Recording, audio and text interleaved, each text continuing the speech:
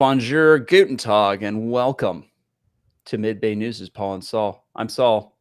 I'm Paul. Let's do this. That's right, guys. So I think we're probably going to have a little bit of a quicker one this week because we've got a little bit of, I don't want to say breaking news, but developing news. That's what we should say, developing news out in South Walton County. We'll get to that in a minute.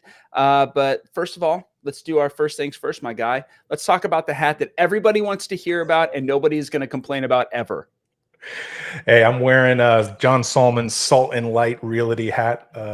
Salt and Light Realty not only will help you buy or sell your house, but they also manage rental properties.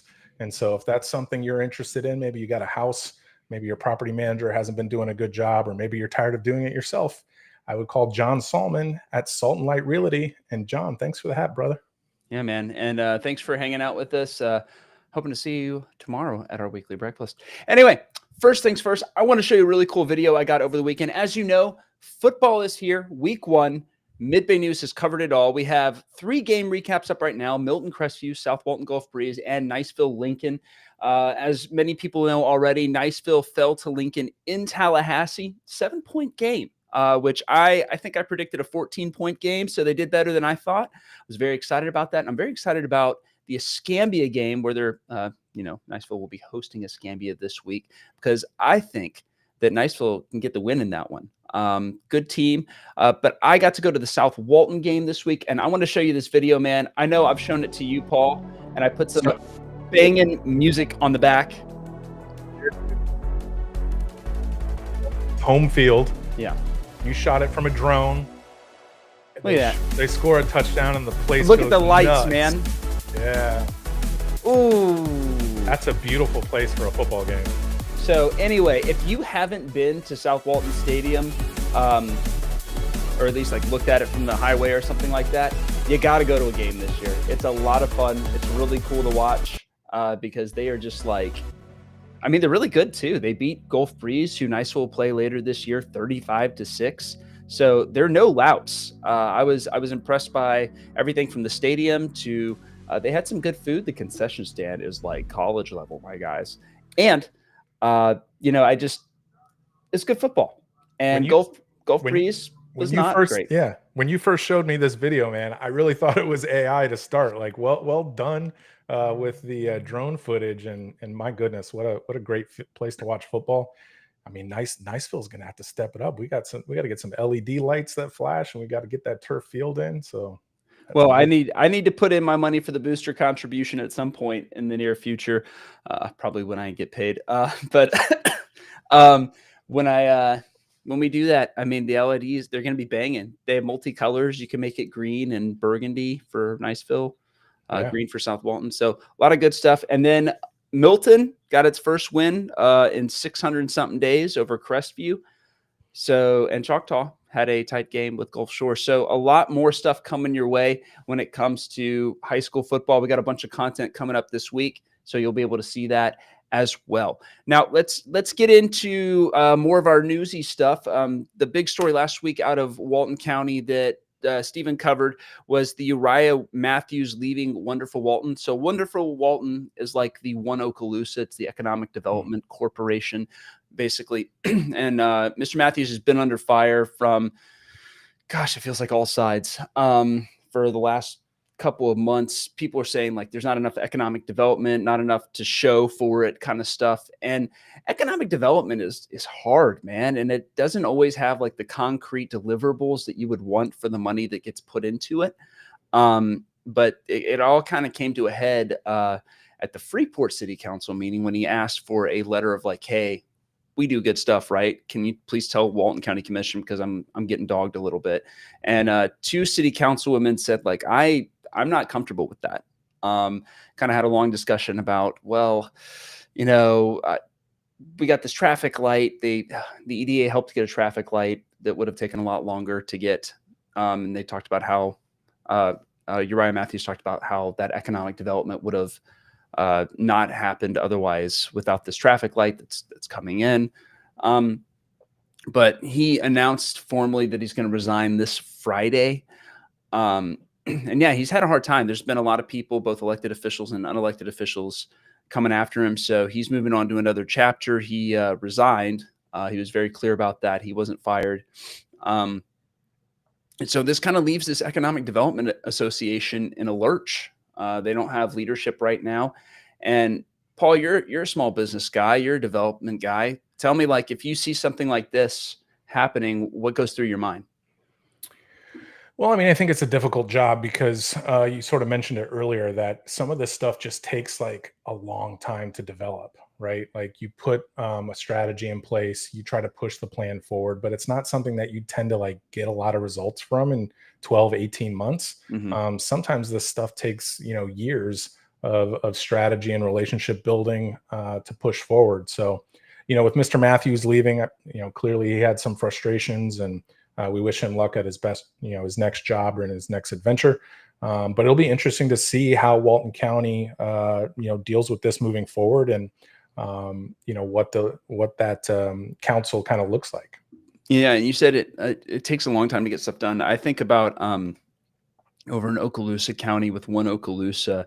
Nathan Sparks has been the development director there for like, it feels like maybe 20 years. I don't know if that's the exact number. Maybe it's longer, maybe it's less, but he's been talking about the Shoal River Ranch project to the east of Crestview for, Mhm. gosh, since I've been here.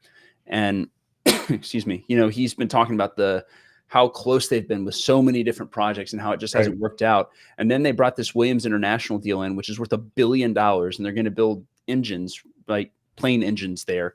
And it's going to be, honest to God, probably the third stool of our Okaloosa County economy after tourism and the military.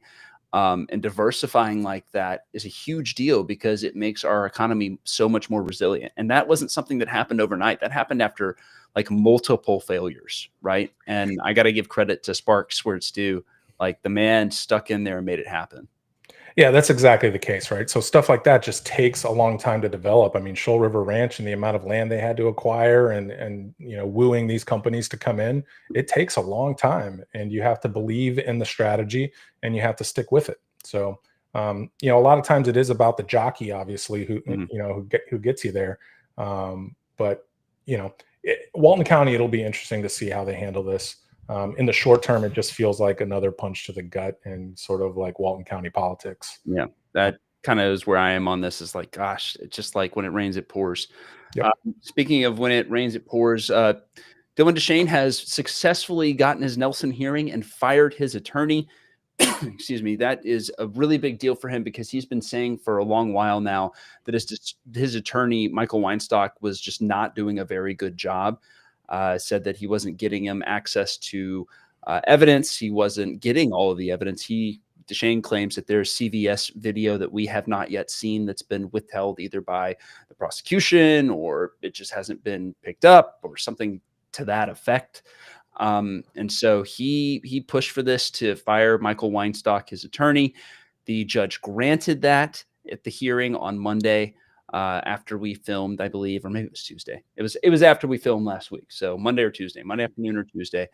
And so now he has a new attorney. Nopes is the law firm out of Crestview. And that probably means that this trial, if there's going to be one, has been pushed back yet again. Um, it's it's hard to watch justice move this slowly. um, Yep. Yeah. In your video, you sort of made a joke about that at the end. yeah. But yeah, I guess my question to you before I give my opinion on it, did he fire his attorney or did his attorney quit before he could be fired? My understanding of how this whole thing works is that he made the motion, and Yeah. so he was trying to push him out. Mhm. Weinstock put up a letter for his resignation. So I don't know exactly if that's like a pro forma thing that they have to do when they're fired. They have to resign. Yeah. But there is a resignation from Weinstock, but I don't know if that means he was fired or not. Yeah. I think it's semantics there. Yeah. But well, I just hope Nopes does a good job for Deschaine. Clearly the wheels of justice on this case have turned really slowly. Mhm. And Deschain's been in jail for a long time. It feels like we should be done with this by now for both sides. But yeah, maybe Nopes will bring some more things to light and bring a different strategy, or maybe the same strategy, but get more of this video out for Dylan and what he believes is a stand your ground case. Yeah, I mean, just like watching this thing go. I mean, the one thing that has been really interesting about this case for me to watch is like Dylan Deschaine has had to be his own advocate in a lot of ways, in a lot of ways that I have not really seen before in 15 years of journalism, however long I've been doing this. I mean, so he hand wrote uh, his own motion. He had to like go research a Nelson. I had never heard of a Nelson motion, right? And so I always assumed there was a way to get rid of your public defender. I didn't know what it was. Right. And so it was cool to see him like he must be like reading the law in there, right? In order for him to like make this happen. Because his attorney's not going to file this motion for him, right? His Right. attorney's not going to file a motion to get him fired. So he like had to go seek this out. I thought that was pretty impressive. And I'm interested to see what this ends up being. I mean, like, you know, you and I talk about this all the time. Like this case is hard to watch because of all the video evidence we have. And despite all the video evidence we have, like it's not moving forward. Just watching it, I mean, seeing Mike Ledford return to the scene where, you know, he was attacked before he was attacked, having this eyewitness from the liquor store who says he saw the whole thing, right? Having multiple cameras, having just all of this evidence. You would think it would go forward by now, but it hasn't. And that's been, I want to say, frustrating to watch. Well, I mean, I think it's been a tragedy for our whole community. It's been a tragedy for the Ledfords. It's been a tragedy for Deschaine. You know, we have to follow the story because somebody's got to cover it, because the folks in Pensacola and Panama City and other areas are not. And so, you know, all we can continue to do is keep talking about it and keep giving people updates. And I hope the community appreciates that. You know, I can't tell you, you know, how much feedback we get on this particular story, and it seems very polarizing for the community. So yeah, and I think we'll talk to that right at the end, kind of our mailbag thing. I figured we would just address heads up all of the, I would say, information that we got last week. Constructive feedback. Feedback. But yeah, so we're going to get to that after another segment we're going to get to. But before we do that, I want to talk to you a little bit about my buddy and yours, Steve Shutt. Steve Shutt is the guy you want to talk to if you're going to get a mortgage here in the area, because he's the guy that can save you, I mean, just a ton of money and headaches on everything mortgage. Pulling up a story right now from his personal Facebook, because he kind of just logs in and says, like, here are the things that are going on. And the one he had this week was really interesting because he just finished a loan on a home, and he posted this quote, "I know him. We had a homeroom together in high school, and he was a really nice guy. This was a response from one of the old classmates I had the pleasure of assisting in closing a loan for today. His realtor gave him a couple lending recommendations, and he started his home search process, and that was his response. I tell my kids all the time, be mindful of how you treat people. It will be remembered even 30 years later." And that's kind of the guy that Steve is, right? Before he was selling mortgages, he was in high school with this guy, and he was a good dude, and he wanted to be helpful. And that was, I mean, he didn't get anything for that, right? I mean, he did now, but he was just a good person then, and he's a good person now. So he's also an expert. That helps. Yeah, I was blessed to know Steve 30 years ago, and Steve's been a nice guy his entire life. And if I was getting a mortgage here locally, I would definitely go with him. Right on. Well, let's move into the look ahead. The reason we're really going to cut this one short is that at 3 p.m. Central Time, there's a protest for a young man, Orlando Velasquez Andres. You know, you might have heard about our story on the FHP crackdown on behalf of Immigrations and Customs Enforcement, more commonly known as ICE, that took place in our area last week. One person that was caught up in this web was Orlando. He is apparently a high schooler who, you know, won stuff at the science fair, has a job, stuff like that, who has apparently been taken in one of these raids. I don't have the full information on that just yet, so I'm not going to make any claims that I can't back up. There is a protest, though, that I know that is for sure going to happen near 331 here at about 3 o'clock. So I'm going to go there, get more information, see what people are saying about this. And this is kind of a developing story. I'm interested to see where this goes, what people are saying about it. But this is one of those national headlines hits home locally things that, we don't cover a lot of national news because it happens in Washington, D.C. or somewhere else. Well, this is happening right here. So that's why we're covering it before everybody gets mad at me. So we're going to do it whether or not people get mad at me. But that's why. Yeah, this story is definitely an interesting one. I'm looking forward to you getting more information on it because everything that's out publicly, on Facebook and elsewhere, paints this in one direction. We don't know anything about this guy or his family. So yeah, super interested in finding out. And I think this is another one of those polarizing things that affects us here locally. There's for the last few years nationally, the previous president allowed a lot of people into the country, and the current president has swung the pendulum the other way to try to bring things back to some level of normalcy. And through that, it's turned into a very polarizing situation. And if this gentleman's story, I think there's more to this story, and I can't wait for you to go and figure it out. And I think it's going to be interesting to see how the state continues to handle these cases. Obviously, our governor is in alignment with Trump in the current administration. Yeah, and so I'll be there 3 o'clock, so an hour and 20 minutes. I'll be in South Walton.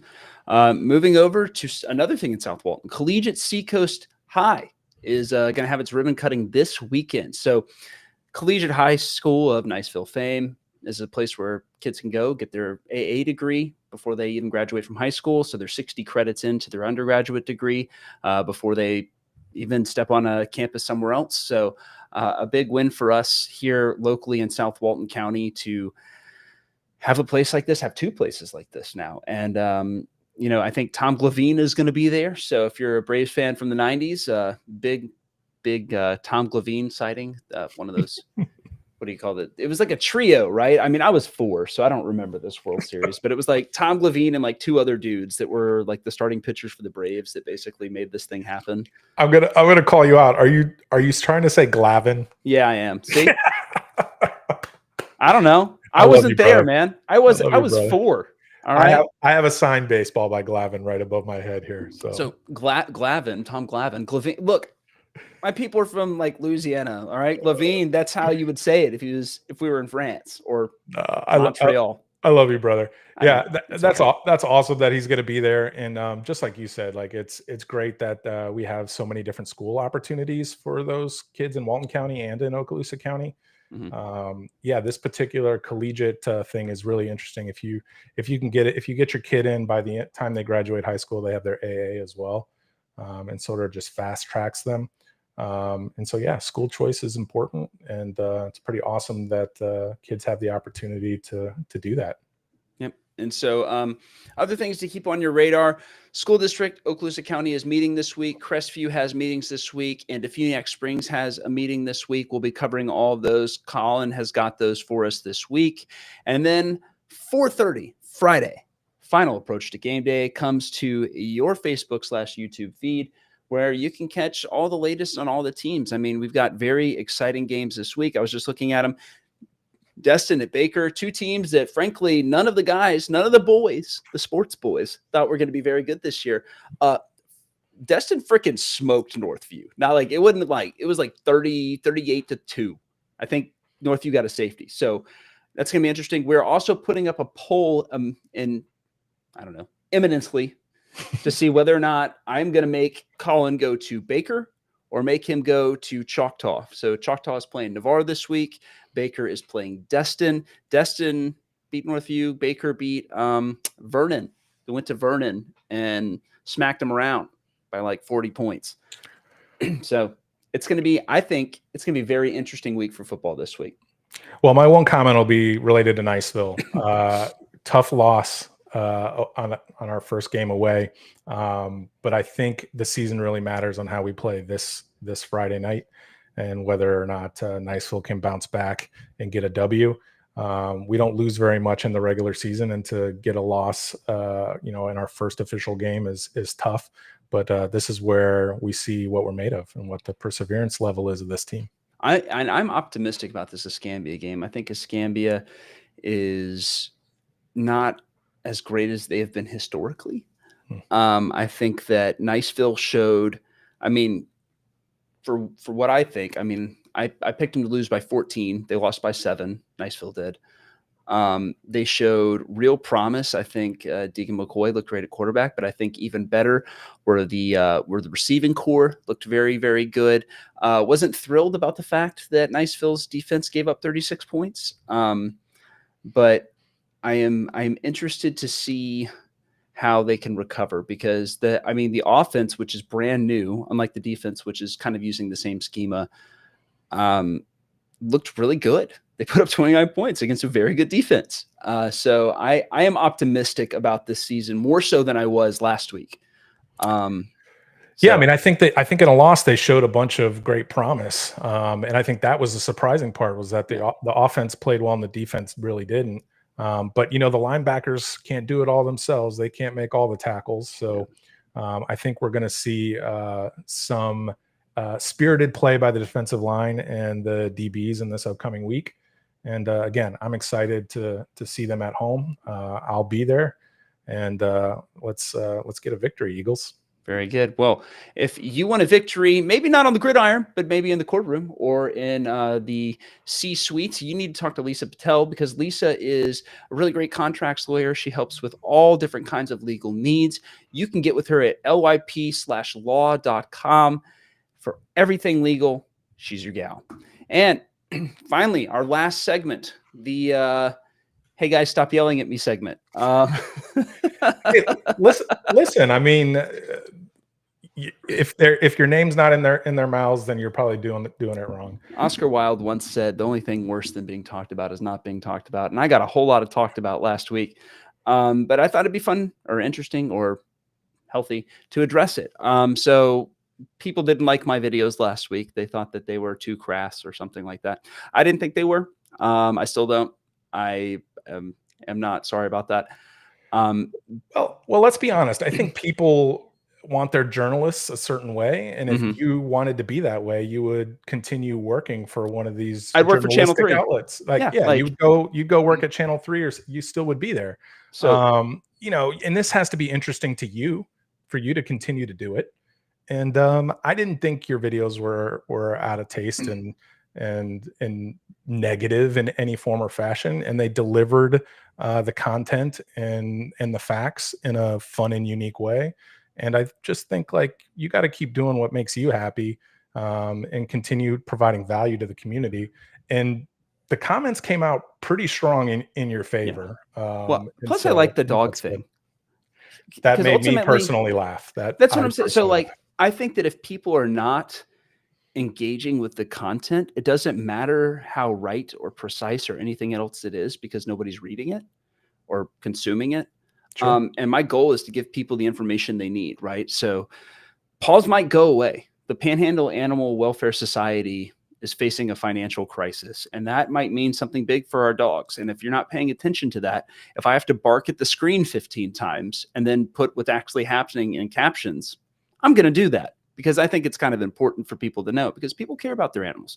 Or with the Deschaine thing, like, if I have to explain it to where people are paying attention and it uses some comedy in a difficult situation, I think as long as I'm not like mocking the dead or mocking the fact that Dylan has been in jail for 1.5 years, if I'm like talking about how frustrating it must be to be in jail, or talking about how frustrated I am watching this thing after 1.5 years not go anywhere, I think that's valid, and I don't really plan on stopping.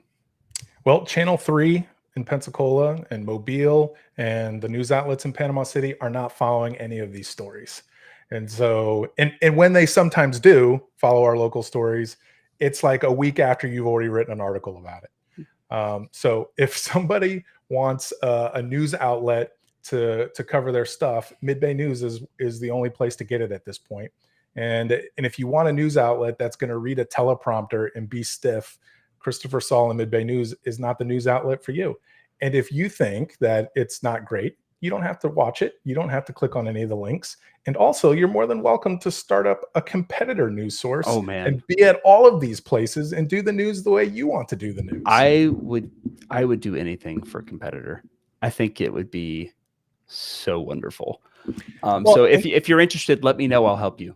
Well, yeah. I mean, but here's the other thing people don't realize. Like, you're actually putting your face out there. There's plenty of people that are putting news up in Destin and Fort Walton Beach and all over the place, and they're anonymous. And there's no face to it. There's no community feel to it. They're just blasting out information. And so to me, like, good on you, man. Like, just keep fighting through it. And, you know, the haters can keep hating, but they're still going to click on the links and watch the videos because it's the only place to get the news here locally. Please click on the links. It helps me pay the mortgage. So with that, I think we've got everything on here. Is there anything, Paul, that we should have talked about that we didn't? Nope. I think that's the wrap on the show today. But as always, be nice, Niceville. Panthers by 1,000,000. Of course. That's what he said. See you guys.